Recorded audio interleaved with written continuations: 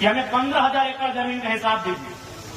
हमारे बाप दादाओं ने आपको 15,000 एकड़ जमीन दिया है, आपने मात्र 3,000 एकड़ में काम किया है, बाकी में हम लैला मजनू के लिए पार्क बनाने जमीन नहीं दिए हैं। हम वो बात कहने आए हैं जो बात कहने से अर्जुन मुंडा, सुदेश महतो, बाबूलाल मरांडी और हेमंत सोरेन की हालत खराब हो जाती है। हम गांधी को मानते हैं, गांधी के आदर्शों को मानते हैं, लेकिन गांधी को हर चीज को नहीं। मेरी उम्र 29 साल है, कोई कहेगा कि एक गाल में मारेंगे तो उसे हार देंगे, भैया नहीं होगा। तो मेरी बातें लग रही कि नहीं लड़का भड़का रहा है, कोई नहीं भड़का रहे हैं। 77 में मारे गए शक्तिनाथ महतो, 87 में मारे गए निर्मल दास, 7 में मारे गए सुनील, मार तो रहे ही है। क्या हम कुछ नहीं भड़का रहे हैं, असलियत बता रहे हैं। आपको गर्दन छोटा छोटा के मारिए रहा है। कौन दुनिया में है आप? 77 में कोयला माफियाओं ने मारा, उसमें टाटा का रोल था, टाटा के जीएम का। आज हम खड़े होकर 1000 बार बोले हैं, टाटा सिधवा में भी टाटा है। टाटा के जीएम ने पैसा दिया था मारने के लिए। 77 में शहीद शक्तिनाथ महतो को मारा गया, गदन के गोली मारा गया। 87 आपको मालूम है निर्मल दास, क्या कारण था? झारखंड का तो मटर था ही, सुवर्ण रेखा नदी बहुउद्देशीय परियोजना, कंपनी का रोल वहां भी था। सुनील महतो को मारा गया, उसमें भी बहुत सारे लोगों ने नया नया तर्क दिया। ठीक है, आप खारिज नहीं कर सकते हैं, लेकिन आपको यह भी मानना होगा कि सुनील दा 1 सप्ताह के अंदर केंद्र में कोयला मंत्री बनते। तो अगर कोयला मंत्री बनते तो पेंट में 1 नंबर माफिया लोग करता कि नहीं करता? हल्के में मत लीजिए। गुरु जी जेल में थे, जेएमएम के सबसे बड़े लीडर होते सुनील महतो, शायद सीएम का फेस भी होते, मुख्यमंत्री का फेस होते सुनील महतो। गुरु जी जेल में थे, मुख्यमंत्री का फेस होते सुनील महतो।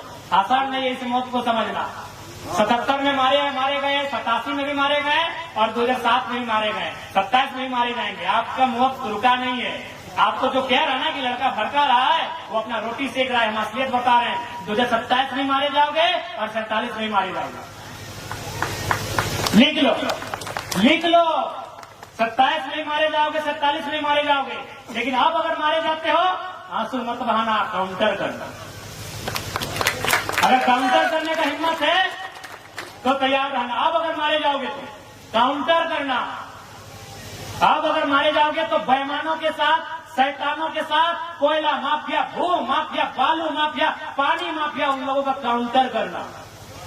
अगर आप मारे जाते हो तो, और नहीं तो ऐसे समय समय मारे जाओगे, ऐसे मारे जाओगे, ऐसे काटे जाओगे, बेरहमी से मारे जाओगे। क्या मालूम है कि उनकी नजर तुम्हारी जमीन पे है, उनकी नजर तुम्हारे कोयले पे है, उनकी नजर तुम्हारी बालू पे है, उनकी नजर तुम्हारे संसाधन में है। तुम हमेशा मारे जाओगे। हम कोई भड़काने नहीं आए हैं, हम वो बात कहने आए हैं जो बात कहने से चंपा सोरेन की भी हालत खराब हो जाती है।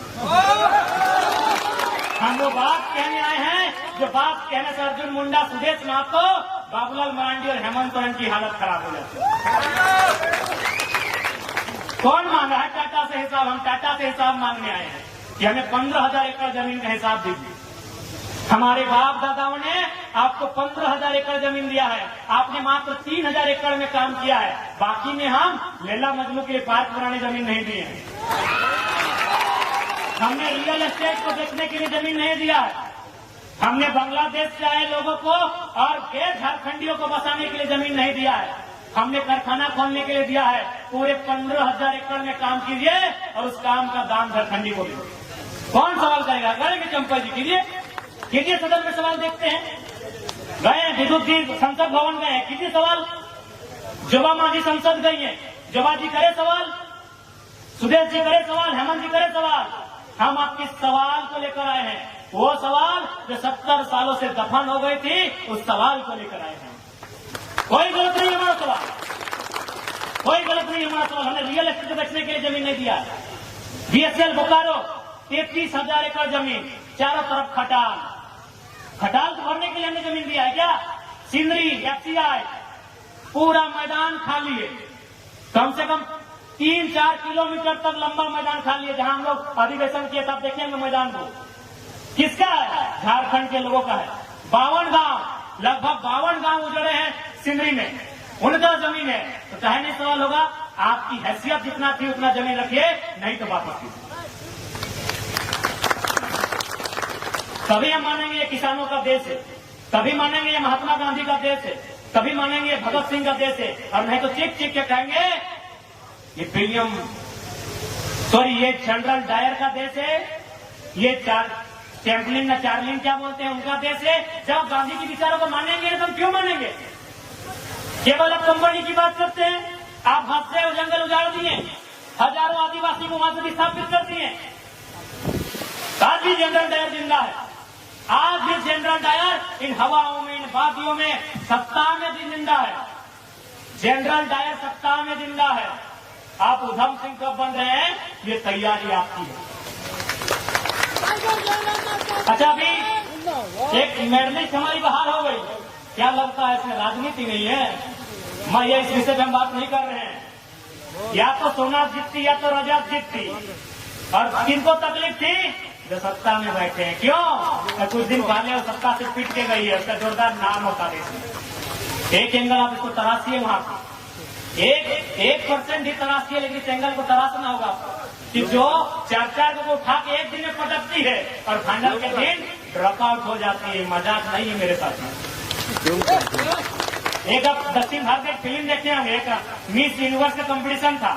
जो लड़की जीतने वाली थी उसको बोले हरा दो, उसका जो गुंडा था वो उसको हराइए, उसको हरा दिया गया था। ये ओलंपिक में भी और खेल में भी सब कुछ हो सकता है। ज्यादा नहीं कहेंगे,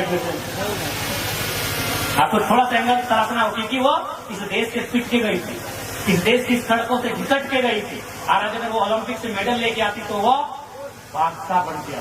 और ये शायद कुछ लोगों को मंजूर नहीं था। अब वो कौन लोग हैं आप पता। इसलिए ये जो आवाज आई है, ये आवाज गलत नहीं है। थोड़ा तरीका हमारा बोलने का हो सकता है एग्रेसिव। अब 29 साल के हैं तो क्या भाई भगत सिंह की उम्र में गांधी जैसा बात थोड़ी कर पाएंगे। हम गांधी को मानते हैं, गांधी के आदर्शों को मानते हैं, लेकिन गांधी को हर चीज को नहीं। मेरी उम्र 29 साल है, कोई कहेगा कि एक गाल में मारेंगे तो उसे आड़ देंगे, नहीं होगा। हम गांधी के विचारों को मानते हैं, लेकिन 100% जिस उम्र में है शायद संभव नहीं है। तो हो सकता है मेरे बात करने का लहजा थोड़ा एग्रेसिव होगा, स्वाभाविक है, जिस उम्र में होगा ही। हम भी दादाजी की उम्र में आ जाएंगे तो हम भी प्यार से बात करेंगे, हम भी नॉर्मल बात करेंगे। लेकिन अभी मेरा उम्र है और आग्रह करेंगे इस उम्र के इस तूफान को, इस आंधी को रोकिए मत, साथ दीजिए, फिर देखिए होता क्या है। क्या होता हो तो दिखा है ना। बन्ना गुप्ता अनिता दीदी का जमीन हड़प रहा था ना, कौन मान नहीं मानना है।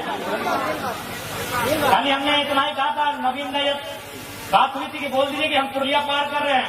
बन्ना गुप्ता अपना टेंट उखाड़ के भागा कि नहीं, और हम खाली एक मैसेज दिए कि हम पुरलिया पार कर रहे हैं, हमारा आ जाते तो क्या होता।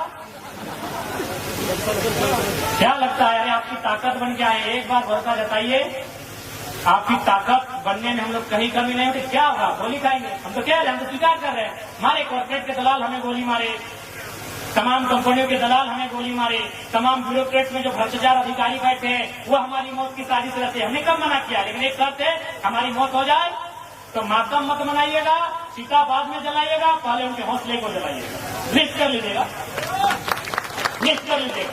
जैसे चांडिल डैम, आपको मालूम है कि चांडिल डैम की समस्या किसके कारण है, किस पदाधिकारी में, किस ऑफिसर के कारण चांडिल डैम की समस्या है, लेके डूब जाइएगा।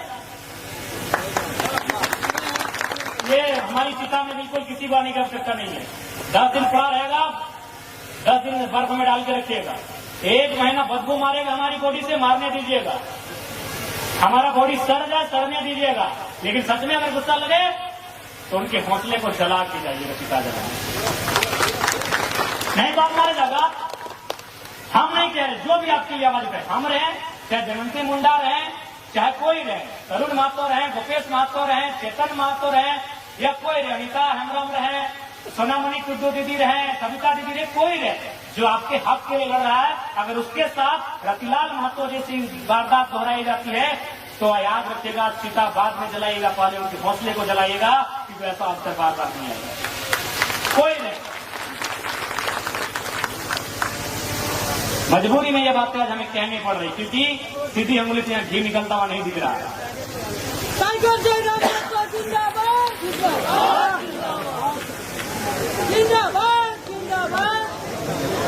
और अंत में इतना ही कहेंगे कि आज की जो हमारी लड़ाई है वो किसी व्यक्ति से नहीं है, किसी राज्य से नहीं है, किसी लोग से नहीं है। हमारी लड़ाई है उनसे जो हमारी जमीनों में हमारे सर पे चढ़ के हमारा शोषण कर रहे हैं। हमारी लड़ाई उनसे है। ठीक है, बाकी